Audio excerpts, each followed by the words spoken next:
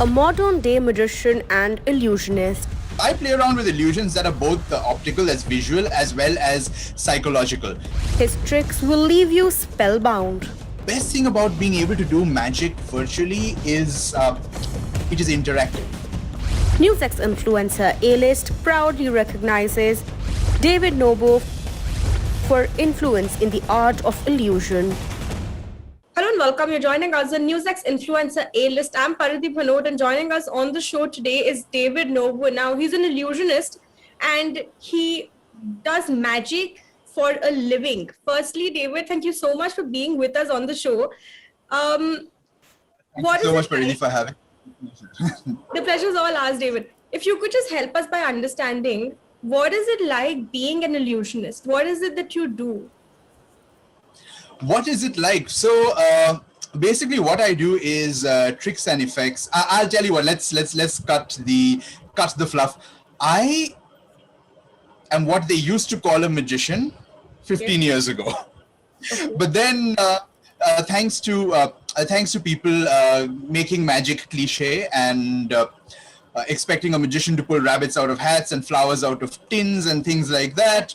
So as soon as we decided to enter the corporate market, we decided to call ourselves illusionists just to make magic great again. Okay, and so what kind of illusions do you do?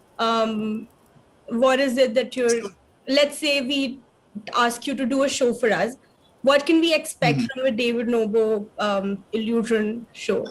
Well, you could expect a lot of interaction, a lot of mind reading, a lot of surprises, things appearing, disappearing, people coming up on stage, strange things happening to them, sometimes losing their memory, but yeah, things like that. So I play around with illusions that are both optical as visual as well as psychological. So I try to blend both of those together to create a slightly different form, a different brand of magic. Okay. David, very interesting that you mentioned the stage. Now, after COVID, one thing that has become redundant is having a stage to perform on, right? Which I'm sure has also impacted how you perform your magic, how you do your magic quite literally, as well as metaphorically. Now, behind you, you have a very interesting set that we were just talking about. Tell us about that. Tell us about having, doing these illusion shows online, and what kind of a difference does it make, being physically out there on a stage versus virtual? Okay, well, now something that I believe it is something that one of my, the people who I look up to, who is this magician from Las Vegas by the name of Jeff McBride, he says all the world's a stage, like what Shakespeare said. So you don't really need a stage for, I keep doing this because there's a lot of dual reality going on here. But then anyway, so you don't really need a stage or a platform to do magic. And I'll tell you what, so 20 years ago when I first started learning magic, I would come home from school, quaff down my lunch, and then rush into this very room where I had a little shoebox with all the different tricks and apparatus in it. And I would practice pretending to be on a stage and listening to the imaginary applause. Yeah. 20 years later, I am back in this room with my little box of tricks, pretending to be on stage and listening to the imaginary applause just virtually. And this used to, like I said, it used to be my bedroom. So I had to get rid of my bed, do this entire setup. So I guess I've given performing in the bedroom a whole new meaning.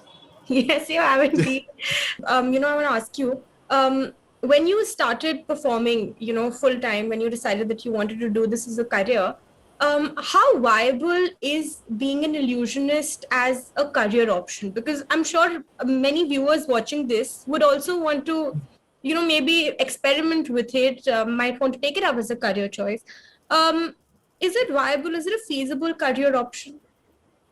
It is a feasible career option because that's what I have been doing for the last 15 years. And I would not lie by saying that, I have been sailing through COVID. No, I have not been sailing through COVID. It has been difficult. I have had to readjust a lot of things, but yeah, it is a very feasible career. In fact, not only being an illusionist, because it's not something that very many people are drawn to. Or rather, let's change that around. Let's say that magic does not really draw in too many people because for two reasons. One is the secret, which people think is the most important part of the effect, which is not, is often quite, what should I say? Uninteresting. It's not as interesting as the effect looks or what the audience sees looks. So that kind of disheartens people when they're getting in. Or it involves a lot of practice, which people are not really willing to put in the time, or they don't practice enough. They'll go out and do a trick. People will be like, okay, they won't get the reactions that they want, and they step back. So it's not only magic, but any art form or any kind of extra curriculum that people do want to take up. So I believe if you want it enough, you are going to make it happen. You are going to like take a decision and make that decision the right decision. So that is something that I really believe. Right. And So, then, yeah. so then, David, do you think? So yeah. So then, do you think, David, that going digital is going to be the future as far as even, let's say, being an illusionist is concerned? Because a lot of the content that is now being consumed is via the digital platform, right? Do you think the digital is the way forward? Is that something that you want to do and delve into full time? Digital is part of the way forward, because what I feel is no matter how much COVID happens and how much any other pandemic or anything happens, nothing beats the human connection of a live show or performing one-on-one. But right now, with like going digital has been a blessing. It's like right now we are doing this digitally, which we would not have even thought about it maybe like a year ago. So I've been sitting here and I've done gigs for an audience in Australia. I have done gigs for a sari club in the UK, all from here, from this tiny little setup, a phone, a laptop, a ring light, and what used to be my bedroom. So yeah. So as far as consuming content, which is something that I firmly believe in, creating art still and not content. So call yourself an artist still, not a content creator. Or Absolutely. An art creator. That's something that I believe in, because I feel that content is really overrated. Everybody wants to dance to that little song that kid was singing, which is okay. It's nice for the kid, but then what? That kind of disappears a year later. And then something like Binod, which was like a phenomenon, doesn't really make much sense, does it? So, okay. Yeah. I see where you're coming from. So then tell me, David, when, let's say, we talk about, being an illusionist, at least in India, as far as being an illusionist is concerned, what do you think artists such as yourself still require, or still need? Is it the fact that you need more people to recognize what you're doing? Is it the fact that more people need to understand the art itself? What is it that you think you need, and all illusionists, in fact, in India are craving right now? Well, they're craving gigs, audience, and that by default we want to crib. Oh, the government isn't doing anything for us. Oh, we are struggling because this is there. Oh, we are doing, this is not happening because of so and so reason. But my thing is, why are you relying on these external factors? What are you doing?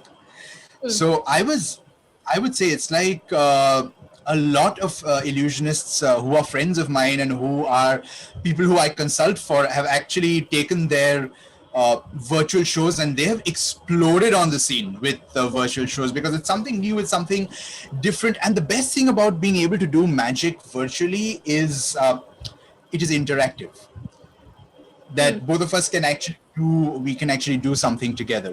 So yeah, I what I feel is that a lot of people need, or rather a lot of magicians need to up their game. They need to understand their audiences.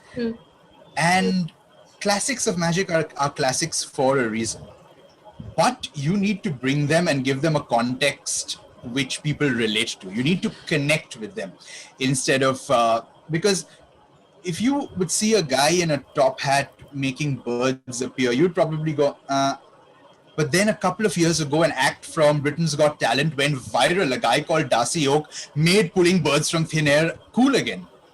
So it was back there, it was contextual. So I believe that moving with the times, even it's better to be a little ahead of your time than to be a little behind your time. So, yeah. All right, David. Thank you so much. It's been an absolute pleasure having you on Influencer A-List, and more power to you. Keep doing your illusions and creating magic.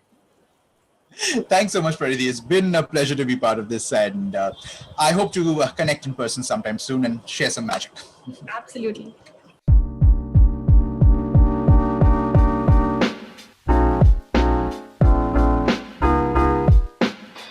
For more such videos, subscribe to the NewsX YouTube channel, hit the bell icon.